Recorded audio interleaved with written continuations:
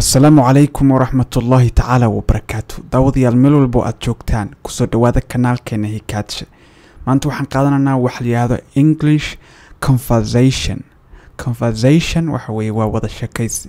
Laba qof baa waxay sameynaysaa wada hadal waxayna ku sameynayaan luqadda Englishka. marka waxa loo yaqaanaa English conversation ama wada sheekaysi Ingiriisi. halka ka daawanaysa waa Hikaadshe, qof ku soo jeedinayna waa Muxidiin. bal casharka aan guda galno. halka waxa ku sheekaysanaya laba qof waxa ayna joogan meel ay labadooduba ku cusub yihiin. sheekadu waxay u dhacaysaa sidan: qofkii koowaad, person 1 waa qofkii koowaad, person 2 waa qofkii labaad. labadan qof ayaa ku sheekaysanaya halkan. waayaha adduun baa la iska wareysanaya. bal maxay leeyihiin? anu guda galno. qofkii koowaad baa wuxuu yiri, person 1 baa wuxuu yiri, hi, waan ku salaamay, I am John, waxaan ahay John. qofkii labaad baa wuxuu yiri ama ugu jawaabay, hi, waan ku salaamay aniguna, I am Mary, waxaan ahay Marian. marka halkan waxa isku wareysanaya John oo ah mataqaana qofkii koowaad oo hadalka bilaabay iyo Mary oo ah Marian oo qofkii waxa weeye la salaamay. labada qof baa ku sheekaysanaya. halkan marka John iyo Mary waa laba magac oo Ingiriisi ah. labada magac waxa ku bedeli kara wax walba oo u baahan tahay si ay Englishka u baratidna wixii lagu baro waa inaad noloshaada ku dabaqi kartaa. casharka kaliya inaad iska qaadato maahan, waa inaad casharka intaa qodhid haddana bedeshaa oo meeshii u baahan tahay inaad adigu wax weeye waxyaalada ku khaas ama arabtid inaad baratid waa inaad ku bedeshaa. tusaale ahaan kale qofka koowaad magaciisa waxaan ku bedeli karnaa Cabdi oo kale, oo waxaan dhihi karnaa hi, waan ku salaamay, I am Cabdi, waxaan ahay Cabdi. ama Faarax oo kale. qofka labaad ee Mary ah oo gabadha u taagana waxaan ku bedeli karnaa Caasho iyo waxa weeye iyo Faaduma Xamdi, waxaan doona magacii doono oo Soomaaliya ilaan ka fakhrimayne ayaanu ku bedeli karnaa. marka qofkii koowaad baa wuxuu yiri, it's nice to meet you Mary. Marianay, kulan wanaagsan. it's nice to meet you marka qofku tiraado waxa laga wadaa kulan wanaagsan. qofka waa marka koowaad ee aad wada kulantaan qofka baa inta badan lagu yiraahdaa it's nice to meet you, kulan wanaagsan Marianay. marka it's nice to meet you Mary, halka waxa ku bedeli karaa Maryda magaceed doonta aad rabtid. halka waxa ku bedeli karaa magac walba oo aad rabtid adiga. sababta kale waxaan dhihi karnaa it's nice to meet you Xamdi. Xamdiyay, kulan wanaagsan. qofkii labaad baa wuxuu ugu jawaabay asaguna, nice to meet you too John. John, kulan wanaagsan sidoo kale. daas waxay tusinaysaa sababta kale ila nice to meet you iyo nice to meet you waa isku mid, waa kulan wanaagsan labadoodu. laakiin waxay soo siyaadinaysaa sidoo kale, oo inta badan qofku markuu jawaab ka bixinayo nice to meet you hore lagu yiri ayuu daas raaciyaa. marka magaciina wakaas inta badan hakadkaas loo dhaxaysiiyaa nice to meet you too iyo magaca qofka la hadlaysid.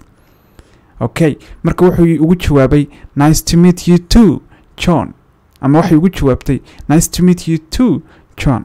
John, sidoo kale kulan wanaagsan. qofkii koowaad baa wuxuu yiri, where are you from? Where are you from? halkee baad ka timid? qofkii koowaad baa wuxuu wareysanaya. qofkii labaad baa wuxuu ugu jawaabay, I'm from California, waxaan ka imid California. ama halkan marka maxaa ku bedeli karaa qofka markuu weydiiyo where are you from, haddii uu qofku weydiiyo maxaa ugu jawaab karaa I'm from Somalia, waxa dhihi karaa oo California waxa ku bedeli karaa Soomaaliya oo kale. ama waxa ku dhihi karaa saan kale magaalada ka timid, I'm from Muqdisho, I'm from Hargeysa, I'm from whatever like city ka imaatay. mataqaana magaalo walba ka imaatay ama caasimad walba ka imaatay baa ku bedeli karaa halkaas. qofkii koowaad buu yiri, oh Allah, I have never been to California. What is it like there? weligay ma tegin. Allah, oh Allah oo kale waa eray mataqaana iska English laakiin anaga waxaan qaadan karnaa Allah oo kale.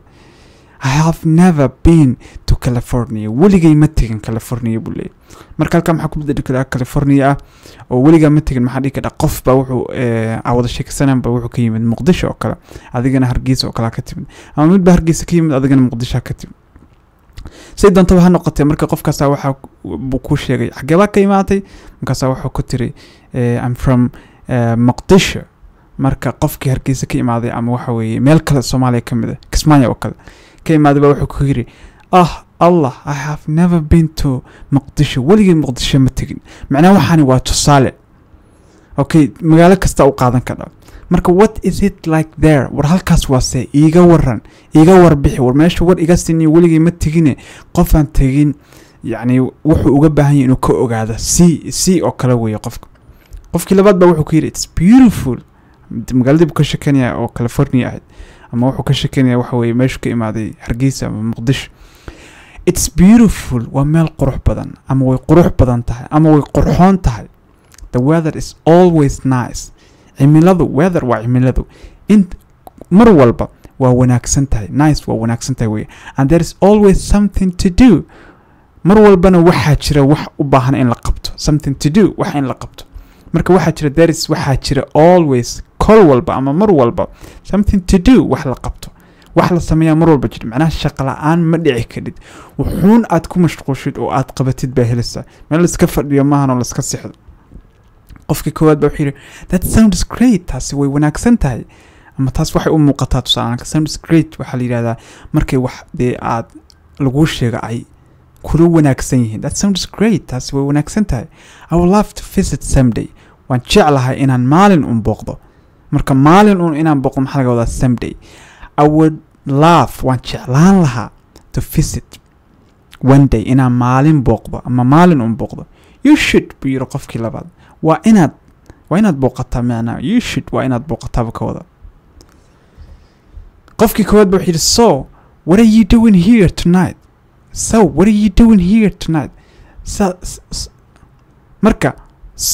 marka what are you doing here tonight waa caawa marka maxaa halkan ka qabanaysaa caawa buu yiri qofkii labaad baa ugu joogay I'm just here with some friends halkan waxa la joogaa xogaa saaxiibada asxaabteyda aan la joogaa xogaa asxaabteyda some waa xogaa I am just here with some friends halkan waxa la joogaa xogaa friends we are all new in town magaalada kurtigaye ama gidigaye waa ku cusubnahay so we are just trying to meet some new people saadaradeed waxaan isku dayanaa ama marka waxaan isku dayanaa inaan dad cusub la kulanno ama barano meet waa kulan some new people waa dad cusub waa xogaa dad cusub ama dad cusub new people waa dad cusub you are new to me haddaan ku idhaahdo adiga war waa igu cusub tahay yani waxa weeye horey umayna kulmin ismaynu naqaanin macnaha horey iskumaanu naqaanin marka I'm just here with some friends biri waxaan la joogaa halkan xogaa friends ama asxaaba we are all new in town magaalada kurtigayo ama gidigayo waa ku cusubnahay so marka we are just trying to meet some new people waxaan isku dayaynaa inaan dad cusub la kulanno that's cool taasi way wanaagsan tahay cool way wanaagsan that's cool markii la yiraahdo waxa way taas way wanaagsan tahay I'm new here too sidoo kale amba waa ku cusbay halkan well qofkii labaad baa wuxuu yiri well hagaag it's nice to meet you John so person one baa wuxuu naftiisa ku leeyahay to himself person one baa wuxuu naftiisa ku leeyahay ama iskula sheekaysanaya I hope I can make some more friends here waxaan rajaynayaa I hope waa rajaynayaa weey ama waxaan rajaynayaa I can make inaan samayn karo some more friends here xogaa saaxiib ah oo intan ka badan qofkii uu hadeer la kulmay wax ka badan oo saaxiib ah inaan halkan ka samayn karo ama ka sameeyo ayaan rajaynayaa qofkii labaad baa sidoo kale oo gabadhii Mary ahayd baa nafteeda waxay kula shaqaysanaysaa iyada laftigeedu I hope so too anigana sidoo kale ayaan rajaynayaa yani ayaduna waxay rajaynaysaa sidoo kale in saaxiib